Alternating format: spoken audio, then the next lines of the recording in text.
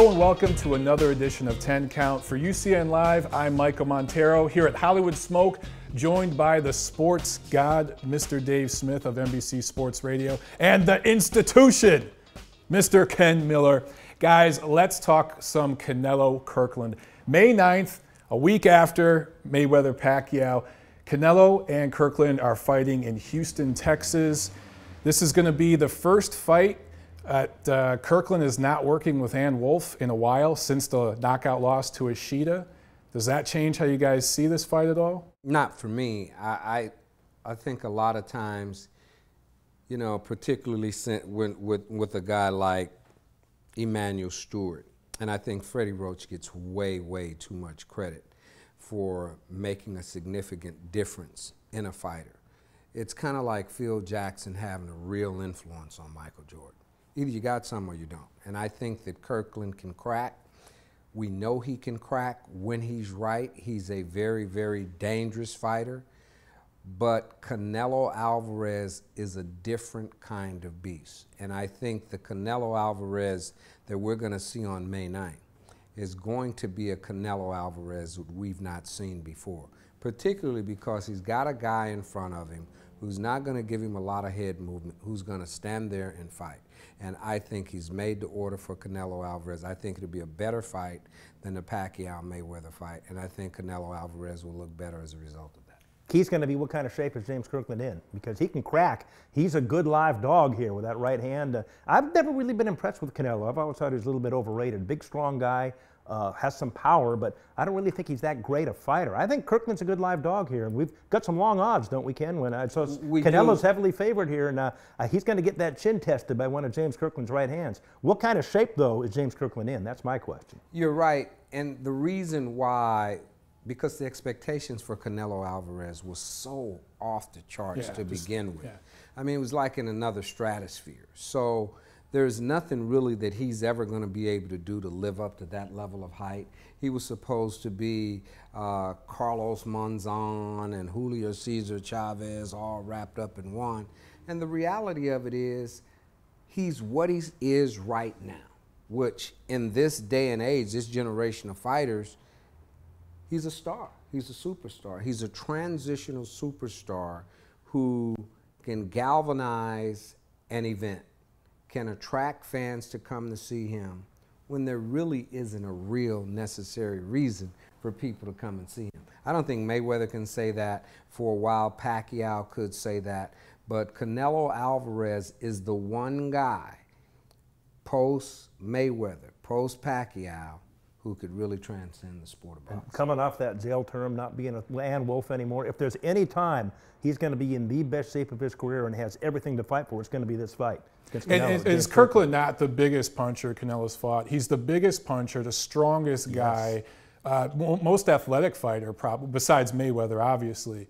But that makes a difference here, right? Because Kirkland's not going to take a backward step. No. He's going to be walking. These two guys, I think this is a can't-miss action fight. Mm-hmm. Yeah, I think you're absolutely right. The key here, we know that Canelo has, people always, I don't know why this comes up, that, look, Kirkland is not the most athletic fighter in this fight. It's Canelo Alvarez. Really? He has just enough head movement. He has just enough foot movement. He could be very savvy at times. He couldn't get away from Mayweather. But Mayweather in that fight, I think, was the best we had ever seen Mayweather. If he duplicates that next week, it's going to be a one-sided fight. But my point is this. We know that Kirkland can crack. Will he be able to crack and finish?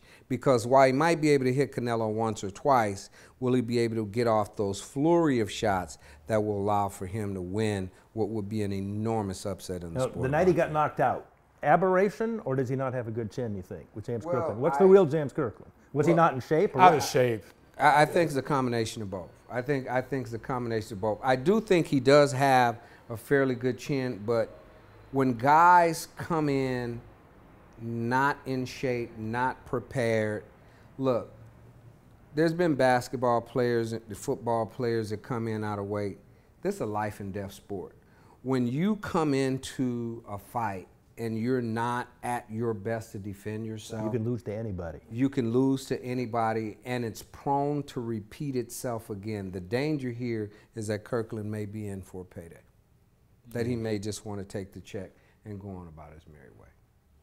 Where do both fighters go from here? And, you know, one thing, Canelo was criticized early in his career. He had 40, 50 fights against B-level guys. But he's gone on to fight Austin Trout, Floyd Mayweather, Islandi Lara, a guy that nobody wants to fight. Kirkland's a pretty decent fighter. If he wins this fight, Canelo does, in a big way, what's the next step for him? Is he moving to middleweight? Cotto? The Mexican-Puerto Rican thing? Is Cotto going to finally take that fight? Could they sell that? That's a big-time seller. They could put that one in Cowboy Stadium. Well, here's the thing that's what's so special about Canelo Alvarez. I don't really think it makes any difference because he's a rock star kind of fighter to where whomever it is that he fights, his cult following and people are going to be rushing to buy a ticket to watch this guy fight. And I think that he's the one real transitional superstar in the sport of boxing. Now, obviously, he hasn't been able to cross over to get conventional fans yet, and fans outside of that Mexican, out from under that Mexican umbrella. But the fact of the matter is, when this guy is having a fight, the numbers are always solid, and people want to see him fight. Whoever it is that he fights next, he's going to make money doing it. One guy that's working towards Canelo in terms of fan appeal, Gennady Golovkin. I'm going to go ahead and start it right now, guys. If Canelo and Golovkin keep winning down the road, I think that's the biggest fight in boxing. I think it's going to be huge. Let us know what you think, guys. Comment below. Follow us on Twitter at UCN Live. For Mr. Dave Smith and the institution, Mr. Ken Miller, this is Michael Montero. We'll see you guys next time on 10 Count.